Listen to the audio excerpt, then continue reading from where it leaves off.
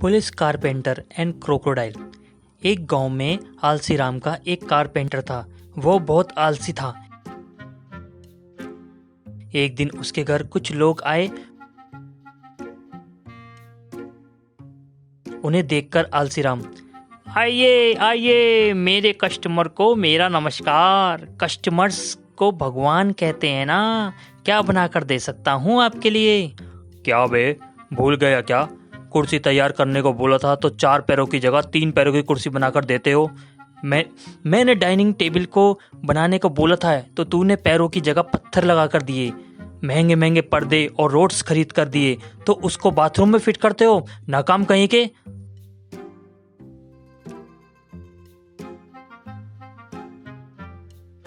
कहकर उसको सब पीटने लगते हैं।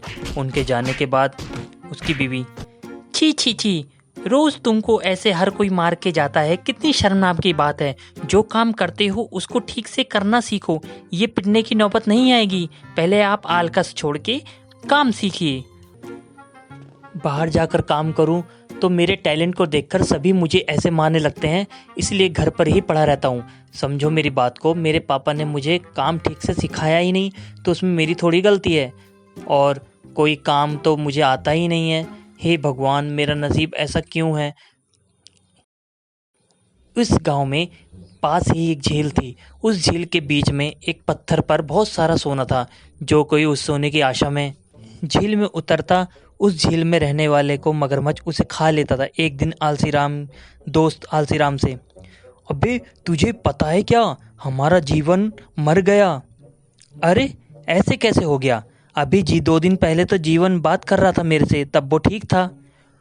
गांव के बाहर जो झील है उसमें सोने की लालच में उतरा, बस वो मगरमच्छ उसे पापड़ की तरह खा गया।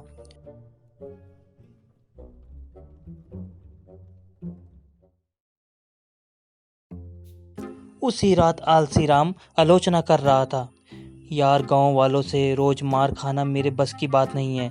कुछ भी करके मुझे पैसे कमाने हैं, मेरी जान भी चली जाए। बस झील में जाकर जो सोना है उसे हासिल करना ही है। वो मुझे अगर मिल गया तो जिंदगी भर बिना काम किए घर पे आराम से रह सकता हूँ। अगले दिन आलसी राम उसी झील के पास गया। तब वो मगरमच्छ झील से बाहर आ गया। उस मगरमच्छ को देखकर वो डर गया। मगरमच्छ, बेटा तुम्हारे को देखकर लगता है तुम बहुत ही कठिन परिस्थिति से गुजर रहे हो। तुम यहाँ सोने के लिए आए हो क्या? अब देर किस बात की, जाओ ले लो सोना। आलसी राम, हाँ हाँ, पानी में उतरूंगा तो फिर तुम मुझे खा लोगे ना। मुझे पता नहीं है क्या मैं तुम्हारी भाषा कैसे सीखी। मगरमच्छ, मुझे मानव भाषा बहुत पसंद है। झील के तट पर खड़े होकर चोरी छुपे तुम सभी बात करते हो, वो सुन सुनकर मैं सीख गई हूँ।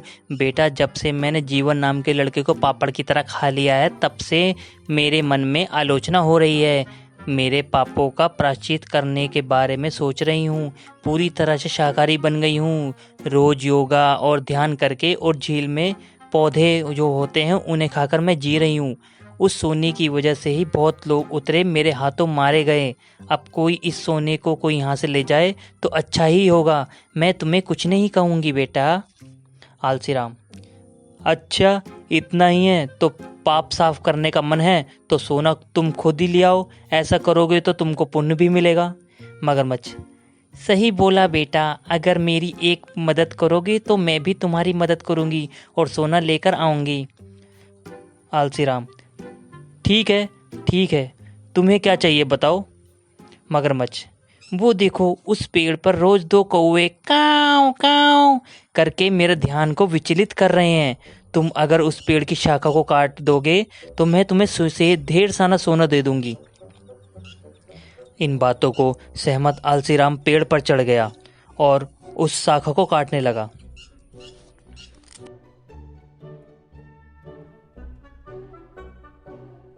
मगरमच्छ इतना बड़ा मूर्ख है, वो जिस शाखा पर बैठा है उसी शाखा को काट रहा है। लगता है सीधा मेरे मुंह में आ गिरने वाला है। सोचकर बैठा रहता है। पेड़ के कटते ही आलसीराम उस पेड़ के साथ मगरमच्छ के मुंह में आ गिरता है और शाखे के वजन से और आरी के लगने से वो मगरमच्छ मर जाता है। बाद आलसीराम उसमें उतर कर तैरते हुए उस सोने को लेकर तट पर पहुंचता है। उन पैसों से अच्छा घर खरीदकर अपनी बीवी और बच्चों के साथ आराम से अपनी जिंदगी गुजारता है। हाय गाइस, कैसे लगा मेरा वीडियो? एंड ऐसे ही बहुत मजेदार वीडियो देखने के लिए हमारा चैनल सब्सक्राइब करना, ठीक है? बोलना मत, सब्सक्राइब करना तो मत भूलना guys. And I will see you in the next episode. वाह।